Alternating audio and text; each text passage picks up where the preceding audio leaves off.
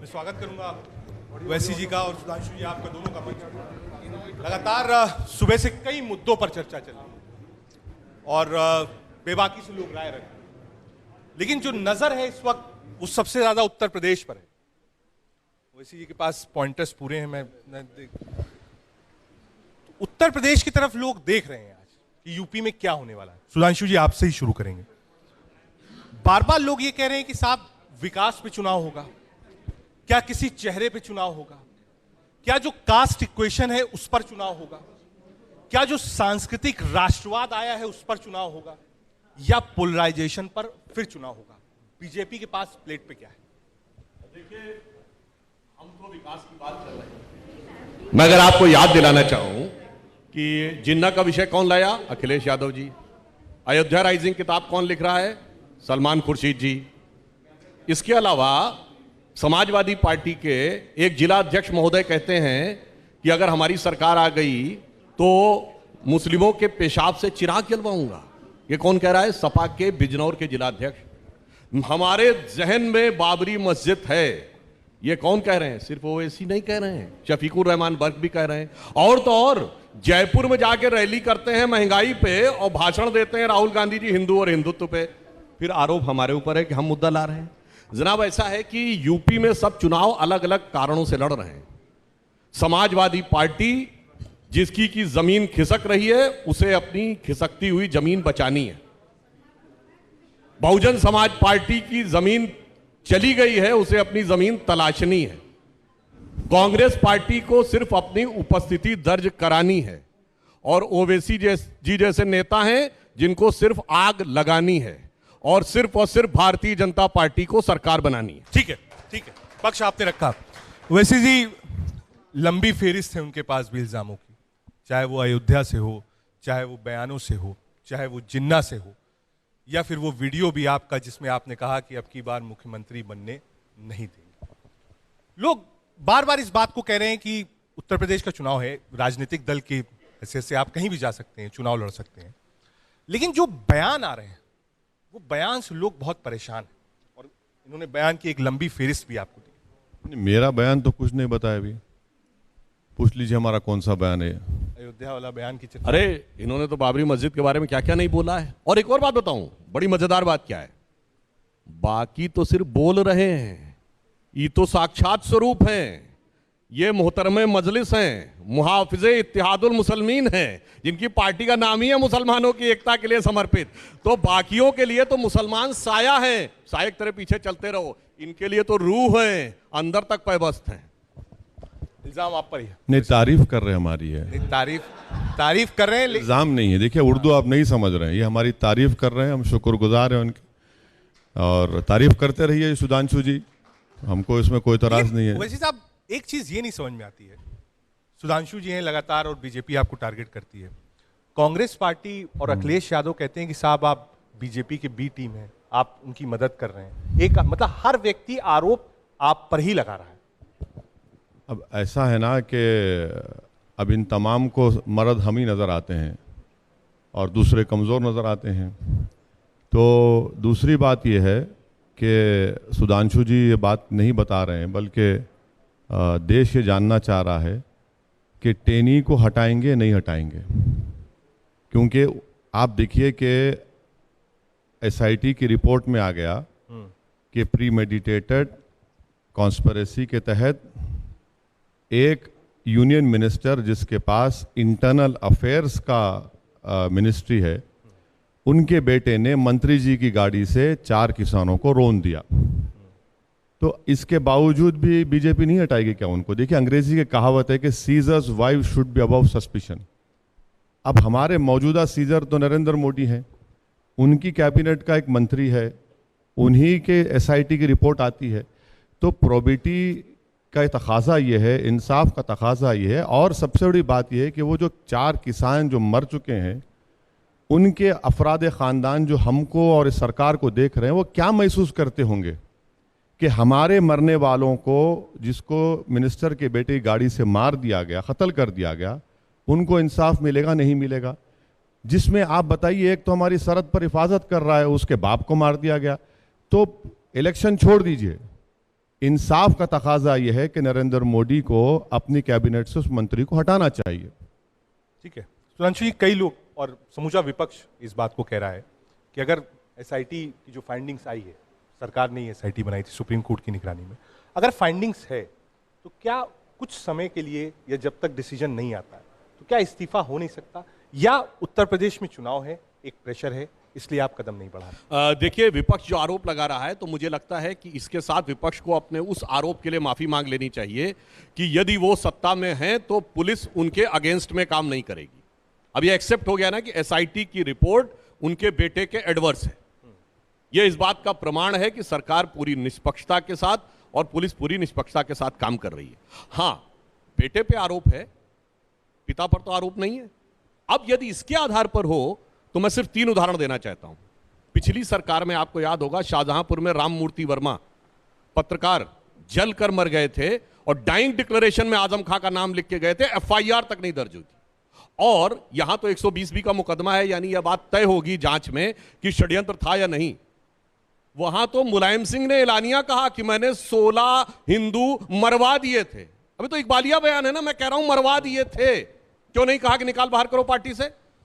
5000 सिखों की हत्या के बाद बतौर प्रधानमंत्री स्वर्गीय राजीव गांधी जी ने क्या कहा? बड़ा पेड़ गिरता है तो धरती हिलती है। ये तो सीधे एक्सेप्टेंस हो गया ना कि हाँ 5000 मरे तो ठीक था।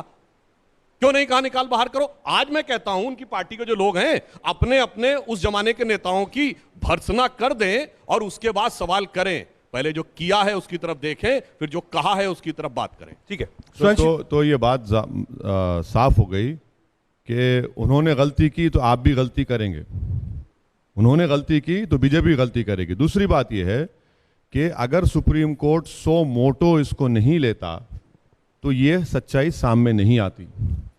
तीसरी बात यह है कि मुलायम सिंह यादव का आपने जिक्र किया, यही मुलायम सिंह यादव ने 2019 के पार्लियामेंट के चुनाव से पहले पार्लियामेंट में खड़े होकर नरेंद्र मोदी को कहा कि तुम दोबारा जीत जाओ, मेरा आशीर्वाद साथ है।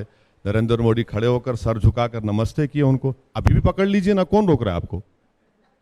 है आप तो सत्ता में हैं, कौन रोक रहा है? कि समाज नहीं, आजम खां को तो भैंस और बकरी चोरी के इल्जाम में डाल दिया, पकड़ लीजिए उनको भी। मतलब अरे कौन रोक रहा है? आपका इल्जाम है कि समाजवादी पार्टी और बीजेपी देखिए एक साथ है कहीं ना कहीं। देखिए आप सिखों की मिसाल दी, यकीनन दिल्ली के इन सड़कों पर सिखों का जेनोसाइड हुआ, इन सड़कों को सिखों के खून से लाल किया गया, इंसाफ बिल्कुल नहीं हुआ। आपकी सरकार है, आपने क्या किया 6.5 साल में बता दीजिए। ठीक है ठीक है ठीक है, आएंगे सर, अभी आएंगे, अभी आएंगे, गैस के पास भी आएंगे। एक मिनट आऊंगा, गैस के पास भी आऊंगा। सुधांशु देखिए, आरोप बहुत है, बड़ी लंबी फेरिस्त हो जाएगी क्योंकि आप दोनों ही। नहीं, जरा सिखों वाले का जवाब दे दूं? बिल्कुल दे दीजिए, क्योंकि दूसरी डिमांड भी थी। सिखों के खिलाफ जो भी मामले लंबित थे, क्योंकि उनके जमाने में कोई चार्जशीट ही नहीं दर्ज होती थी, हमने सारी की सारी एसआईटी गठित करके वह चार्जशीट किया। दूसरा, आपको पता है 314 सिख थे जिनका कि भारत आने पर प्रतिबंध लगा हुआ था। हमारी सरकार ने आने के बाद 2 रह गए। यानी जो वास्तविकता में कोई देश विरोधी काम कर रहा है उसको रोकिए, बाकी को आप क्यों रोक रहे हैं? तीसरा, एक छोटी सी बात कह दूं, बाकी तो फेरिस्त बहुत लंबी है। लंगर को जीएसटी से मुक्त किया है और स्वर्ण मंदिर को फॉरेन कंट्रीब्यूशन लेने पर रोक थी एफसीआरए के तहत, वो हमने हटाई है। इसलिए हमने क्या किया है क्या नहीं किया है वो पूरे देश को बहुत अच्छी ठीक है सुधांशु जी, क्योंकि एक मिनट, आप सिखों से मोहब्बत करते हैं ना, वो 4 किसान जो मारे गए कौन थे? अच्छा एक मिनट सर आप देखिए, आप इतने आप तो उठ गए एकदम। और बात नहीं, अरे बैठिए सर। देखिए, वो जो किसान मारे गए सिख थे, क्या मुख्यमंत्री जाकर मिले उन मरने वालों से? किसान जो मारे गए थे सिख थे ना, लखीमपुर में, आप बुला लेते उनको अपने घर पर, या नहीं जाते तो कम से कम हमारे दोस्त सुधांशु जी को बोलते कि भाई तुम जाकर मिल लो, कम से कम उनका हाथ पकड़ो, आंसू पोंछ दो, वो भी नहीं करने देते। अब देखिए, दोनों बातों पे जवाब दूं। वहां पर 4 लोग नहीं 8 लोग मारे गए। 4 लोग कुचल कर मारे गए और 4 लोग घेर कर लाठी डंडों से पीट कर मारे गए। जो कुचल के मारे गए उसमें षड्यंत्र का मुकदमा है, यह साजिश थी, यह साबित करना पड़ेगा। पर जो घेर कर मार दिए गए वो तो सरासर हत्या है, उस पर कोई सवाल नहीं। और सिखों के लिए बड़ा हमदर्दी है। अरे ये तो उस पार्टी के हैं जिन्होंने कहा था हमने 800 साल इस मुल्क पे हुकूमत की। गुरु तेग बहादुर सिंह का सर कलम करने वाले, गुरु गोविंद सिंह जी के बच्चों को चुनवाने वाले, बंदा वीर बहादुर के शरीर के टुकड़े करने वाले को कहते हैं वो हमारी हुकूमत थी। सुधांशु और जी, आज ये देखिए सुधांशु सत्ता जी, की बलिहारी देखिए, कुर्सी की लाचारी देखिए कि कह रहे हैं सिखों के हमदर्द बन रहे हैं भाई। ठीक है, वैसे- एक मिनट, एक मिनट। नहीं, मेरा ताल्लुक उन लोगों से है, एक मुसलमान ने गुरु के 2 बेटों को बचाया था, मेरा ताल्लुक उस मुसलमान से, इन बादशाहों से नहीं है सर। तो आप ये कहते हैं कि आपके ही पार्टी के नेता और आपके भाई जिन्होंने कहा था मैंने 800 साल इस देश पे हुकूमत की, आप उस बयान को गलत कहते हैं या उसके लिए क्या कार्रवाई की थी? नहीं देखिए, मुगलों की हुकूमत थी, आप इनकार करेंगे क्या? ना बदल दीजिए रोड का, आपको कोई एतराज नहीं है। ओ, कहते कहते नहीं, दिल नहीं। की आरजू लबों पे आ ही गई, मुगलों की हुकूमत इनकी थी, मान लिया इन्होंने। नहीं, मेरी नहीं थी सर, मेरा ताल्लुक मुगलों से है ही नहीं।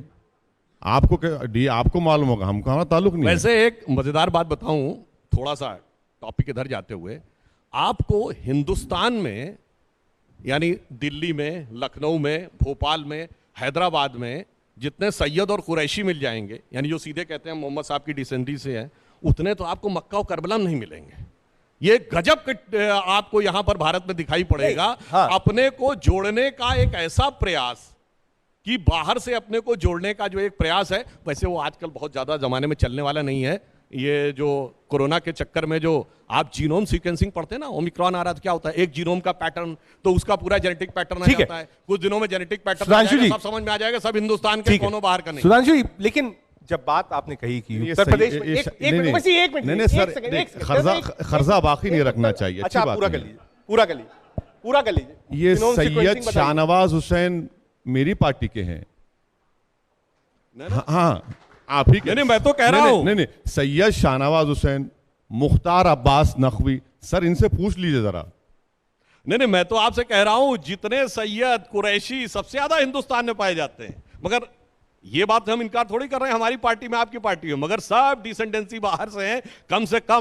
कम से कम वो दिल से तो भारत के साथ हैं। हाँ। दिल से तो मुगलों के साथ नहीं है। ठीक है सुधांशु जी, बात इसलिए उत्पन्न होती है, आप विकास की बात कहते हैं, लेकिन आप जो बयान बीजेपी की तरफ से भी आते हैं, वो कहते हैं साहब मथुरा की बात करिए, वो कहते हैं साहब काशी की बात करिए, मंदिर की बात करिए, वो कहते हैं कि साहब आप विशेष वर्ग आ जाएगा सड़कों पर।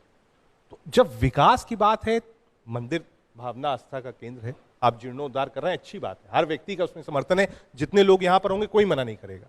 लेकिन जब बात विकास से अलग हटकर सीधे सीधे सिर्फ मंदिर पर चुनाव आ जाता है, तो ऐसा क्यों है? अच्छा, बताता हूं। देखिए, प्रधानमंत्री जी ने अभी जब काशी के कॉरिडोर का उद्घाटन हुआ तो उन्होंने कहा सिर्फ काशी विश्वनाथ का या कॉरिडोर ही नहीं बन रहा है, लाखों लोगों के लिए घर भी बने, करोड़ों लोगों को किसान सम्मान निधि भी दी गई है, पूरे देश में 80 करोड़ लोगों को 2 साल तक मुफ्त अनाज भी दिया गया है। और इतना ही नहीं, शौचालय बनवाने से लेके स्टार्टअप में सबको सहयोग देने से लेके आयुष्मान भारत तक सब कुछ हुआ है। मगर काशी क्यों जरूरी है, मैं ये बताना चाहता हूं। जिस क्षण आप काशी विश्वनाथ के आगे श्रद्धा से अपना सर झुकाते हैं, तो आपके श्रद्धा के केंद्र उत्तर में अमरनाथ से लेके दक्षिण में रामेश्वरम तक, और पूर्व में सोमनाथ से, पश्चिम में सोमनाथ से लेके पूर्व में मल्लिकार्जुन तक ही नहीं जुड़ते, पशुपतिनाथ तक जुड़ते हैं और पाकिस्तान के कटास राज तक जुड़ते हैं।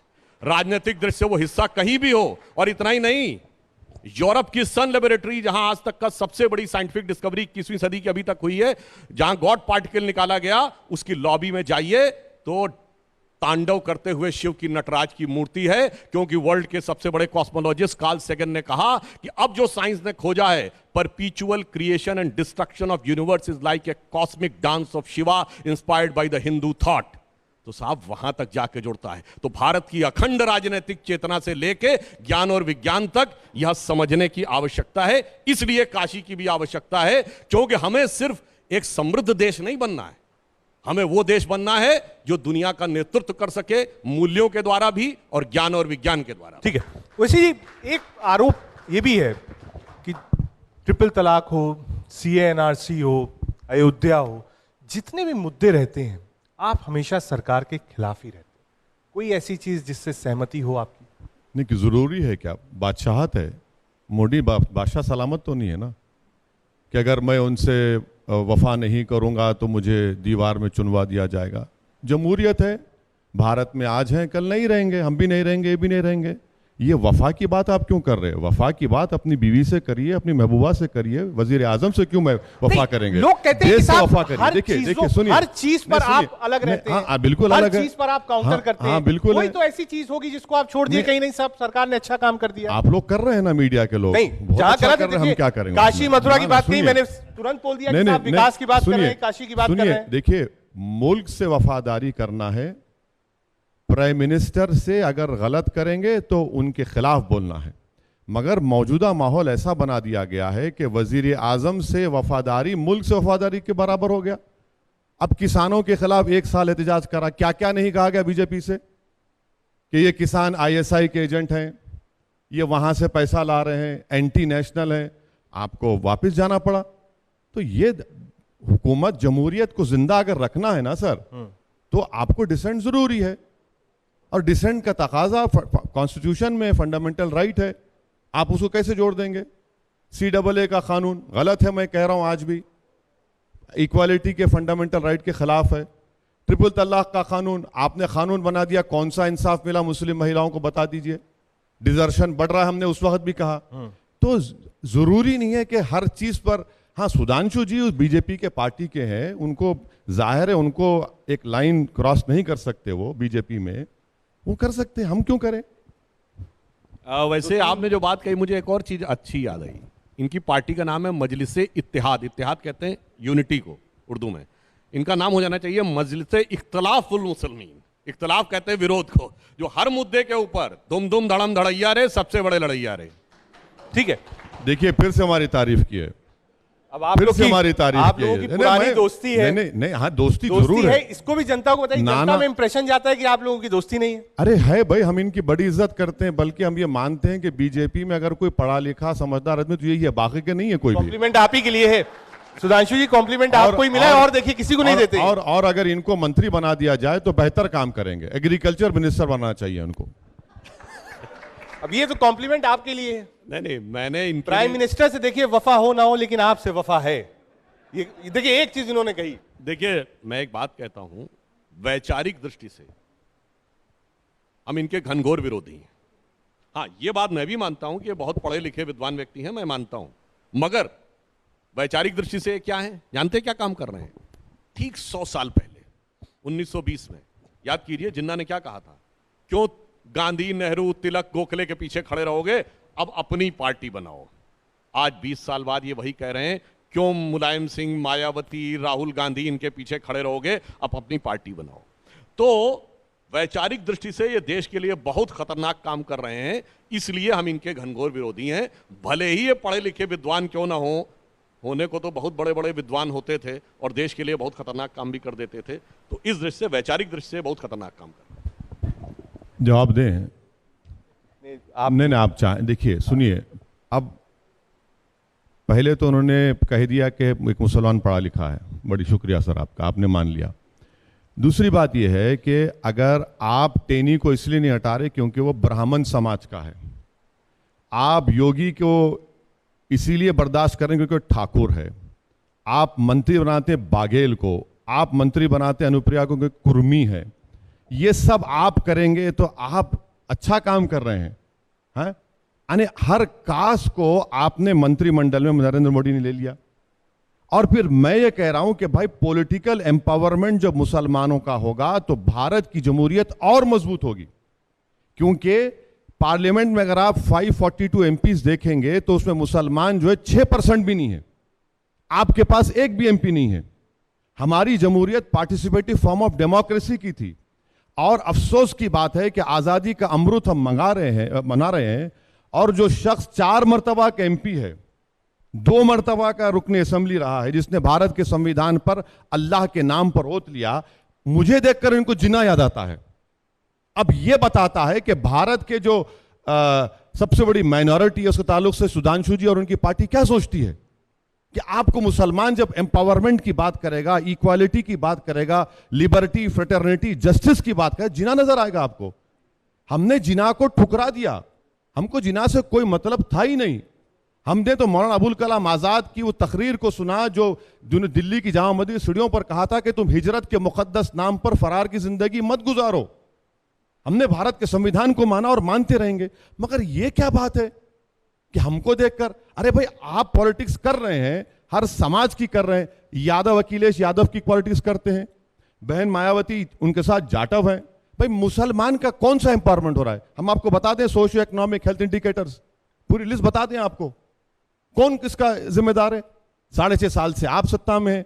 यूपी में 19% मुसलमान का पॉपुलेशन, 28% जेल में अंडर ट्रायल है मेरी वजह से। 2% ग्रेजुएट नहीं होते मेरी वजह से। ड्रॉप आउट रेट हाईएस्ट मुसलमानों का मेरी वजह से। यही चीजों के लिए हम लड़ रहे हैं।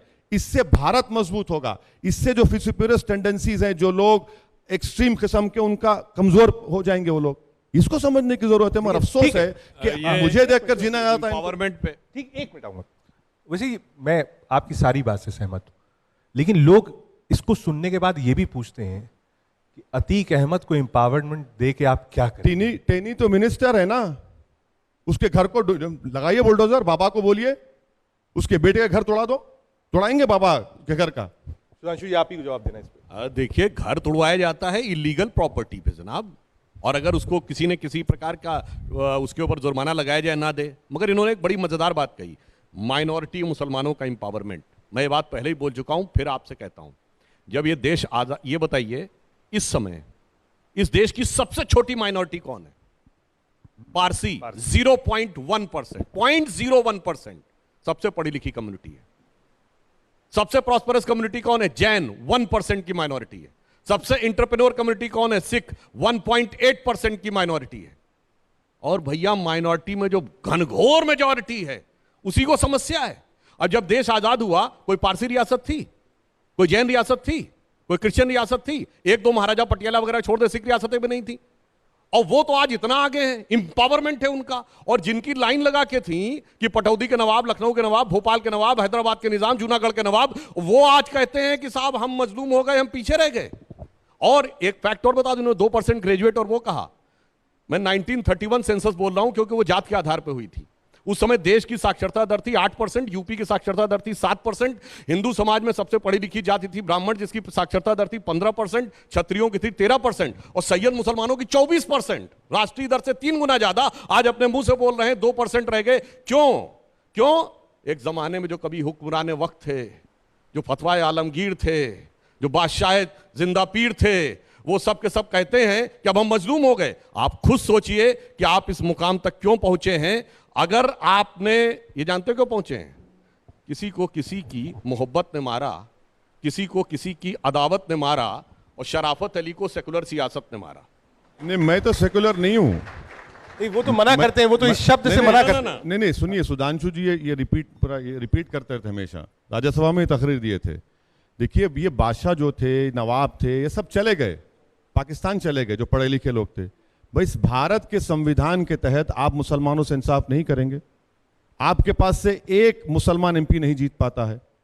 गुजरात में बरसों से आपकी हुकूमत रही है, एक एमपी नहीं जीता पाते।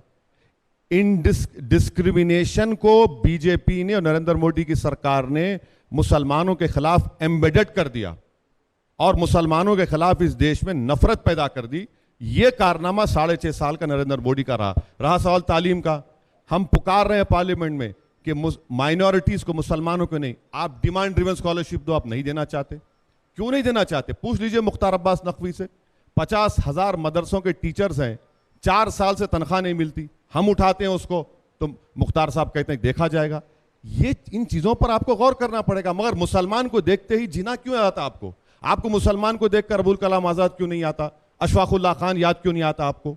अच्छी पिक्चर्स हैं सुधांशु जी, देखिए जो अच्छा आप, और ये बात समझनी होगी। देखिए ये जो नाम बता रहे हैं, नहीं, वो नाम नहीं याद आते हैं। और दूसरा अच्छा, अडवाणी जो साहब ने शेयर, नहीं, जो सम्मान, अडवाणी साहब ने क्या लिखा था जीना के बारे में? इतनी जो माहौल बनाया गया, ऐसा इनका आरोप है। इन्होंने कहा कि स्थान देने की बात, तो मैं याद दिलाना चाहता हूं, आज 16 दिसंबर है, 1971 की वॉर की गोल्डन जुबली है, जीत की। उस जीत में 3 लोगों की सबसे बड़ी भूमिका थी। जिसने पैराट्रूपर्स को ढाका में लीड किया वो कौन थे? जनरल जे जैकब। देखिए, मैं जरा सज्जाद का भी नाम ले लीजिए, जिसने सीक्रेट्स लेकर आया था, वो मुसलमान था। हाँ, वो सज्जाद मुसलमान सीक्रेट्स लाकर दिया था। आ रहा हूं बिल्कुल। आइए। तो क्या था? वैसे तो फौजियों का मजहब नहीं बताना चाहिए, पर वो थे यहूदी। Chief of the eastern command जिन्होंने कि सरेंडर करवाया, जनरल जगजीत सिंह अरोड़ा, वो थे सिख। और भारत का उस समय आर्मी चीफ कौन था? General Sam Manekshaw, Parsi. इसमें किसी ने नहीं कहा था कि मुझे स्थान दो, अपनी काबिलियत पे आके उन ऊंचाइयों पे जाके बैठे थे। और दूसरी मैं ये बात बताना चाहता हूं, जो अभी आपने दूसरा सवाल क्या किया था? भाई एक माहौल हाँ, ऐसा बनाया जा रहा है कि आप कई साहब नफरत का माहौल बन रहा है। चल रहा है यूपी में, एक से एक काबिल मुस्लिम थे। देशभक्ति की मिसाल जो हम लोगों ने बचपन से सुनी, अशफाक उल्लाह खां, ब्रिगेडियर मोहम्मद उस्मान, वीर अब्दुल हमीद, और इतना ही नहीं, एक से एक काबिल लोग। आप याद करिए बचपन के जमाने के आपने जो शायरों के नाम सुने होंगे, तो कौन सुने होंगे? मजरू सुल्तानपुरी, कैफी आजमी, जोश मलिहाबादी, अकबर इलाहाबादी, जिगर मुरादाबादी। अब काहे पैदा होने सब बंद हो गए? अब कौन नाम सुनते हैं? क्योंकि मुख्तार अंसारी, अतीक अहमद, अबू सलेम, छोटा शकील, क्योंकि अब देश सेकुलर हो गया। नहीं, क्योंकि 1976 में देश हो गया सेकुलर, उसके बाद काबिलियत गई, देशभक्ति। और मैं एक और बात कहता हूं, इसका जवाब लेने भूल जाएंगे। एक लाइन और बोल। हाँ, बोलिए। 2 लाइन लीजिए। अभी काशी में जब गए थे, तो जब ये देश आजाद हुआ, तो लाल किले पे शहनाई किसने बजाई थी? उस्ताद बिस्मिल्लाह खान ने। वो काशी के रहने वाले थे। और आखिरी दिनों में, भले ही सरकार कांग्रेस की थी, उसने कहा कि हम आप दिल्ली में रहिए, हम पूरा इलाज कराएंगे। उन्होंने कहा ना, अब मैं आखिरी समय काशी में गुजारूंगा। मैंने संगीत सीखा था मंदिरों में बैठ बैठकर, और वो तो काशी की उस उक्ति को बोले कि चना चबे ना आओ गंगा जल जो देवें करतार, काशी छोड़ ना जाइए जहां विश्वनाथ दरबार। मगर अब्दुल हमीद जी की 50वीं वर्षगांठ हुई शहादत की 2015 में, सिर्फ हम लोग गए, कोई सेकुलरिज्म का सूरमा नहीं गया। वीर आजमगढ़ में कोई जवाब नहीं ले गया। वक्त की थोड़ी कमी है, वैसे ही जवाब closing बताइए कमेंट। आप लोग कितनी बार नहीं, ये सब सही है। एक मुसलमान को जिताते क्यों नहीं भी लोकसभा में बीजेपी वाले? अब ये भी आप जवाब आते ही देता नहीं हूं। है, कोई दिखता ही नहीं है आपके पास। ये भी जवाब अच्छा, देता हूं। और सर सुनिए, ये भी जवाब देता हूं। सुन तो लीजिए। हाँ, थोड़ा इधर भी मामला है। हाँ। नहीं, आप इतना बोले हैं, ये राइट पे बैठे हैं तो राइट विंग को चला दिए हैं, तो ये नहीं, आप जिताते क्यों नहीं? और दूसरी बात ये है कि भाई एम्पावरमेंट की बात बुरी बात क्या है? एम्पावरमेंट की बात बुरी बात क्या है? CAA का कानून आप बनाए, किस लिए बनाए भाई आप? अगर आप नहीं बनाते कानून, वो उसको रिलीजन न्यूट्रल करते, तो आज अफगानिस्तान से जो तालिबान के खिलाफ है हमारे साथ होते हैं आज आपके साथ। मैं तो पार्लियामेंट में कहा इस बात को, मगर आपको जिद थी। अच्छा, चीन लद्दाख में बैठा है, नरेंद्र मोदी शिवाजी औरंगजेब की बात करेंगे, शी जिनपिंग की बात नहीं करेंगे। भारत के माने डेप्सांग पे बैठा, और मैं आपको आज इस प्रोग्राम में कह रहा हूं कि खुदा ना खास्ता चीन सियाचन को कट कर देगा भारत के लिए, यह खतरा आज हमारे लिए। मगर नरेंद्र मोदी की जबान पे चीन आता ही नहीं है, जिक्र ही नहीं होता चीन का। चलिए, क्लोजिंग कमेंट सुधांशु जी। चीन पर एक आरोप लगाया और कई आरोप लगे चीन पर। देखिए, सिर्फ एक लाइन कहता हूं, ये कहना कि सियाचिन कट कर देगा, देखिए मैं तो लखनऊ का रहने वाला हूं। हम लोग क्या एक कहावत थी, अमा मियाँ वो दिन लद गए जब उस्ताद लल्लू का फाकते उड़ाया करते थे, तो वो जमाना गया। चलिए, दूसरी एक इन्होंने ये कहा था कि CA में बाकियों क्यों नहीं देते। सिर्फ एक लाइन बोलना चाहता हूं, थोड़ा सा आपका 30 अरे, सेकंड एक्स्ट्रा प्लीज। चला जाएगा। ऐसा था कि हम लोगों के यहाँ, आपको याद हो 1954 की एक बड़ी फेमस फिल्म थी जागृति, हम लाए हैं तूफान से किश्ती निकाल के, इस देश को रखना मेरे बच्चों संभाल के। ठीक उसी की नकल पे 1955 में पाकिस्तान में फिल्म बनी थी बेदारी, उसमें ठीक यही गाना था, जाके YouTube पे चेक कर लीजिएगा, हम लाए हैं तूफान से कश्ती निकाल के, इस मुल्क को रखना मेरे बच्चों संभाल के। और उसकी आखिरी लाइन जानते क्या थी? बरसों के बाद फिर उड़े परचम हिलाल के। तो मैं तो ईमानदारी से कहता हूं, जो कहते हैं कि पाकिस्तान अफगानिस्तान के मुसलमानों को भी CA में शामिल करना चाहिए, तो एक बार कह दें कि दामने रहमत की सरजमी और परचम हिलाल के झंडे तले मुसलमान महफूज नहीं है, मोदी के हिंदुस्तान में महफूज हैं, तो हम एक बार स्वीकार करने को तैयार। ठीक, नहीं, एक बात सुनिए, हम लोग जब अफगानिस्तान काबुल से हमारे लोगों को निकाल कर लाए, भारत के हथियार छोड़कर आए, वहां पर हमने 15,000 के करीब अफगानियों को तालीम दिलाई। कहां गए हमारा एसेट? वो चीन के ऊपर बोलना नहीं चाह रही है। क्यों नहीं बोलना चाह रहे? मैं ऑन रिकॉर्ड कह रहा हूं कि खुदा ना खास्ता सियाचन हमारे हाथ से निकल जाएगा। नरेंद्र मोदी को बोलना चाहिए चीन के बारे में, नहीं बोल रहे। ठीक है, एक और सेशन रखेंगे सुधांशु जी, चीन पर चर्चा होगी, जिसपे आप दोनों आए मंच पर और अपने अपने विचार आपने साझा किए। बहुत शुक्रिया ओवैसी साहब आपका और सुधांशु जी आपका। For more such videos, subscribe to the NewsX YouTube channel, hit the bell icon.